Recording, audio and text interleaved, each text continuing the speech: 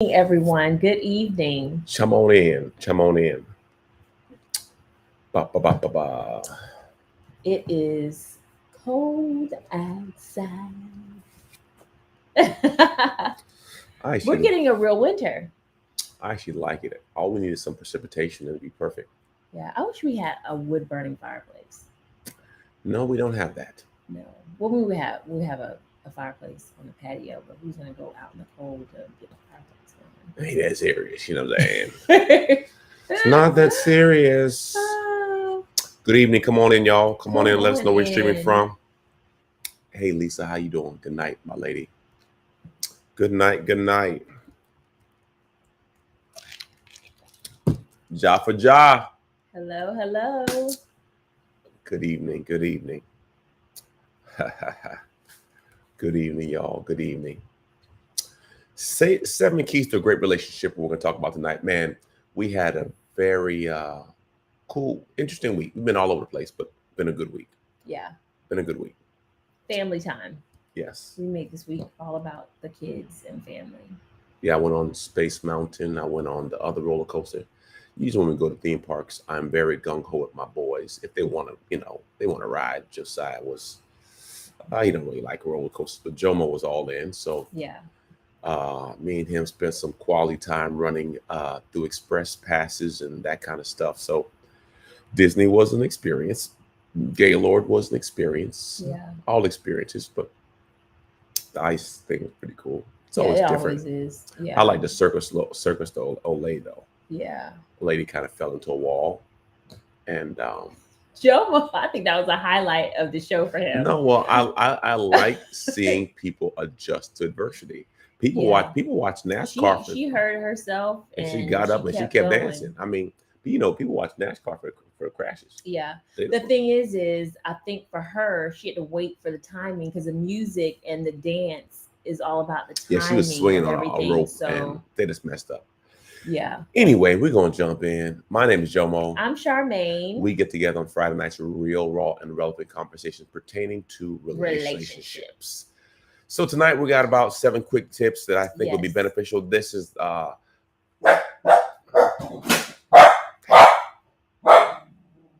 that's the doorbell. Let me yeah. This is some perfect timing, I tell you.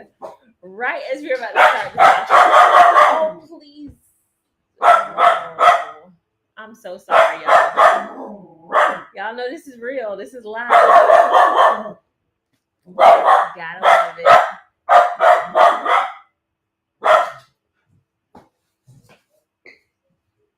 Come here.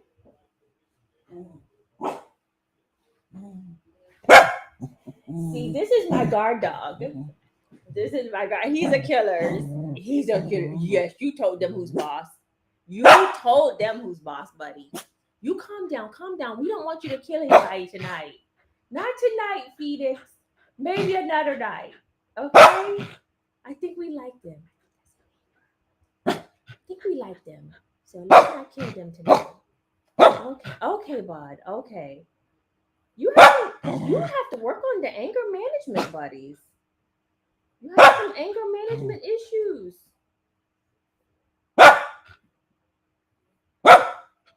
OMG. Thank you. I just can't even believe this, y'all. So, in the comment section, give me your one best marriage tip that you would give if to a new couple that's just about to get married. If you were to say one thing that you would think would be the best piece of advice, what would it be?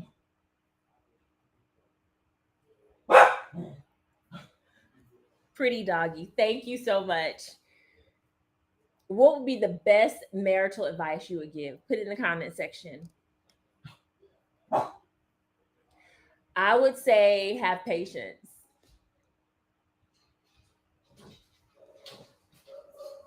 Boy, oh boy. Look at this. It's better to be happy than to be right. A neighbor brought us something for Christmas. Oh, that was so nice. Let's see what he brought us for Christmas. What? Wait. It says to our That's Nancy and yeah. Mel. It says to our awesome neighbors. See that? We are good Aw. neighbors. Let me see what this is. Just look like some liquor. Why do you say it like that? This is strawberry wine. It looks so good. That does look cute. Look, that was so nice of them. Merry Christmas. Merry Christmas. We were talking about the garage, they building all kind of stuff. We kind of went off. Yeah, you kind of just left me. What? Honesty. So they're typing in the comment section the best piece of marital advice that they would give. You just started using. So communication, often and always, absolutely. Communication is key, man. How you getting the middle? Honesty, that's foundational. You move the screen because if you don't have. Oh so, no! Or did you move? I moved over. Okay, I'm like, I just went off screen. You did. Okay, so what else do we have? Communication about everything. I know, buddy. You did so good. You earned your keep tonight, buddy. I think we're gonna keep you. We're gonna keep you. Yes. Okay. You want me to get into the points? Or you going? Oh, we got you. I was just trying to talk to our friends, our community. Okay, so all right, we're gonna get back to the point. So, what was the title? Let's go back to the title. 7 Keys to a Great Relationship. 7 Keys to a Great Relationship. Trust. I see. That's a foundational thing. All day long. So you have to have trust in a relationship. Do you already say your name? Yeah, we already did that. Okay, so number one. Okay. Number 1. Assume positive intent. Oh, this is good. I don't know about you, but every now and then you may see something, say something, do something, and you feel as if you were rubbed the wrong way. Right. If you assume positive intent, even when something doesn't work out the way you thought, you assume something positive, you put them in a frame of mind. First off, this person loves you and they don't want to hurt you. Right. Assumption. Okay. Right. This person loves me, wants the best for me, doesn't want to hurt me. Right. So when you start with that premise, then you use that as your filter by which you hear through. Right. Because sometimes we say things that hurt people's feelings, but it's not that I want to hurt your feelings. I'm trying to say something. I may miscommunicate. I may say it wrong. Right. So assume positive intent. And when you do this causes less conflict in your marriage. And it might even give you a little grace the next time you may say something that was kind of, off, or maybe it didn't come out right. If you give them grace, then they're more likely to give you grace versus trying to do tit for tat. Number two, be careful with projection. What does this mean by that? Oftentimes, people will, whatever they're dealing with, they push it on you. Right. When it's really not your issue. Right. It's their issue. Right. That they're trying to make your issue. Right. You know what I'm saying? So you see this all the time. With infidelity. The person that's cheating is paranoid about the partner that's not cheating.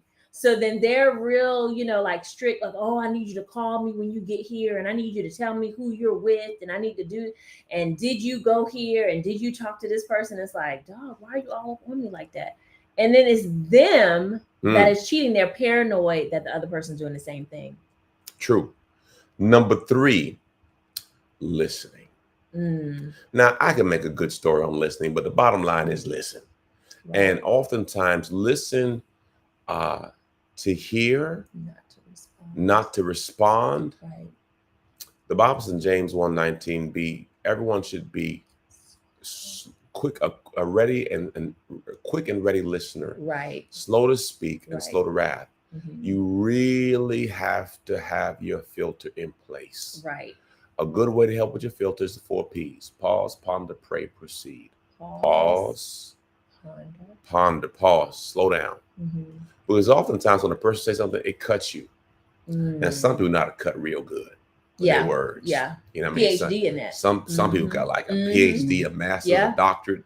They got all that. And some people know how to really cut you with their words. Right. So if you're not, I think I know somebody like that. You do? Mm-hmm. Huh. Yeah. I think I know somebody. So you have to be you have to almost calm yourself down, because they'll say it and then they'll apologize later. But in the heat of it, they just slicing and dicing. Yeah. If this is you, then it's an indicator of where your maturity level is. with your walk with Christ. Mm. So if you have a problem with controlling your tongue, then Mm. that's something that you should work on, Huh? because he can't take you to the next level if you can't control yourself in one area. What? And, I'm going into business now. Most of the highest paying jobs dealing with people. And if you can't deal with people properly and keep your cool about you when things aren't going right in high pressure situations, then you're not going to be able to deal with people very well. And it's going to be a glass ceiling for you in corporate America, even in business, period. Like if you're an entrepreneur, if you can't deal with people and stay calm, trust God in certain situations. You will ultimately go to the level that you can listen, That's good. because people will stop promoting you because you cannot listen. Right. So at the level you can listen, hear, Mhm. respond, and move on it That's good. is the level that you'll be elevated in life. The prison is filled with people who don't listen. Mm. Not necessarily bad people. Just don't. People just responded in a bad way. Yeah. So To a you situation. have to really. It's funny. I was talking to a couple today, great couple, Mhm. at lunch, and they're married 25 years, and Mhm. the challenge of consistently communicating properly and listening and not allowing. And they asked me a question. I said, well, you have to learn how to govern yourself accordingly, because if you allow yourself to go too far Uh-huh. and hurt and cut a person too deep, they Mhm. may not be able to recover from it. So you have to learn Mm. how to die to self. There's a lot. Listen, there's a lot of stuff I want to say in my life. Oh, okay. Right. And I may say 10% of the things I think. Right. There's a lot of stuff I think I could just. You hear a lot of people say, I gotta get it off my chest. No. I gotta say how I feel. That's not going to be good. So I have learned that I have. Or this is the best one. I'm just keeping it real. Yeah, real stupid. So you have to be mindful to be a good listener. All right. Right. My next point: find opportunities to give thanks and give praise. Oh, what gets rewarded gets done. Find opportunities to give And it doesn't praise have to and be thank yous. huge things. It could be, I really appreciate you taking the garbage out, or I really appreciate you giving me extra 5 minutes this morning, by taking care of the kids, or whatever it is. Whatever you acknowledge, it continues because the person realizes, okay, this is something that they appreciate and that they like. I did a lot of things at the very beginning of our marriage that wasn't acknowledged, and I thought that it wasn't appreciated. And then later on, years down the line, I would hear in conversations, oh, my wife used to do this and I really liked it. And I used to think, well, I didn't know that you liked it, because if I knew you thought that was important or you liked it, I would continue doing it. But I didn't think that it was anything important to you. And I want to do things that are important to you, not to do things just because. I think there were times where, being naive, you just expected it. Mm-hmm. And Yeah. so you didn't realize that a person was actually going over and beyond for you, Mm-hmm. and you just thought it was normal. Yeah. And sometimes we minimize people's expression of gratitude and thanks, and some people may be going over and beyond. But if you don't even know that, so that's why I'm saying find opportunities. Right. And you may not feel like it's great, man. I appreciate you. Right. My wife makes breakfast sometimes. She makes meals sometimes, not every Mm-hmm. time. But the point is, I always try to say, man, thank you. Right. You don't have to make it. You know what I'm saying? Mm-hmm. If you iron something for me, thank you. You know what I'm saying? If you help me with something, thank you. So it's not hard to do. Right. But understand, for me to be thankful, Mm-hmm. it's an indicator that I'm grateful. Right. And I think it's an opportunity for a conversation too. If you've never had the conversation, hey babe, what do you like that I do on a consistent basis? Because maybe they're not used to expressing themselves in that way, and it's not that they don't appreciate it, they just haven't expressed that. So Correct. before you stop doing something, say, hey, I do this and I'm not sure if that's even important to you, if it matters to you, and I was thinking about, doing something else during the time that I would have been doing that. Yeah. And and have that conversation, because a lot of times we'll stop doing stuff like I did, and you just don't know. Correct. Yeah. Another key to keep a long relationship: Okay. jump in when they need help. When you see the need. Yeah, partner up. Right. You see something, okay, I see what you're doing. How can I help? We do this a lot when we're about to entertain. Yeah. When we're about to entertain, it's all hands on deck. Full Even court the press. boys will come and help out. Yeah, and we do got to get things tables and chairs. It's a whole process. But yeah, when you see your spouse in the midst of something, even Right. if you're not good at it, Right. how can I be of assistance? right. You know, Sometimes just asking is huge. yeah.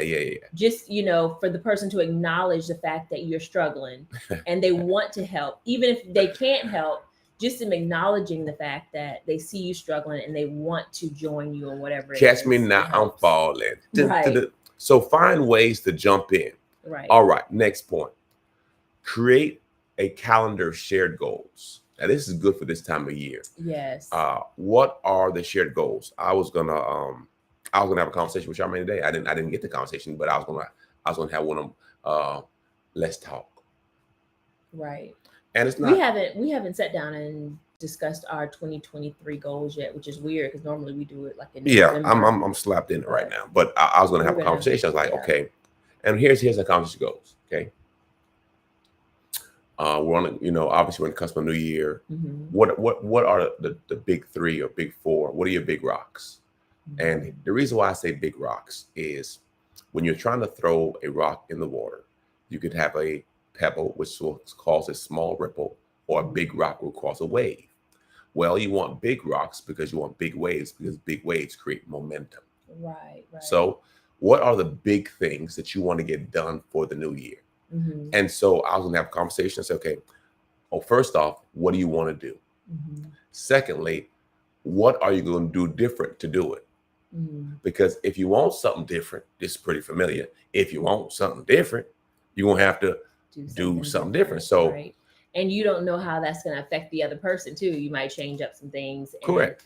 They don't know what your goals are, so they're like, "Oh, she stopped doing this, or she's not doing this anymore." So having a conversation about what are the big things you want to get done, so then now I can join you, partner with you, help you, assist you in accomplishing whatever the goal is. Love that. Hold you accountable. Hold you accountable, because I don't know where we were. I think we were in Jamaica one time, and I think I shared one of our old goals. What I do is I track our goals over the years and go back and read them to see, have we made progress? Have we made any moves? It's nothing more embarrassing than looking at your goals from 4 years ago and the same goals you had 4 years ago or the same goals you have now. It's like, you didn't accomplish that yet, So it's definitely a red flag. Yes. So have a calendar of shared goals, things you guys are working on to accomplish, to where you can move forward and accomplish some of the big rocks. That's good. Okay. Now here's one I like a lot, and we do it often. We go away. We do a check-in. What's a check-in? How are you doing? How am I doing as your spouse? That's a good one. Challenge. Now, a lot of people don't want to ask this question. Right. How are you doing? How am I doing as a wife? How am I doing as a wife? How am I doing as a husband? Now, you can't ask this question and be sensitive. Right. Right. You can't ask this question and be all up in your feelings. Right. When you ask this question, you have to just acknowledge however they're feeling about whatever it is. You got to brace yourself. Right. Because you're about to hear what you don't want to hear. Because all of us feels like they have everything together. I think the best way to answer it, if your spouse comes, how am I doing as a husband, right? The best way to answer it is to make a sandwich, like we always talk about. You do positive, you get to the meat and potatoes of the issue, and then you do positive again. So you close on a positive note. I would always do what I feel he's doing best first. Like, I really appreciate you doing this. I really appreciate you in doing that. It makes me feel good when you do this. It makes me feel important to you. And I feel like you prioritize me when you do this.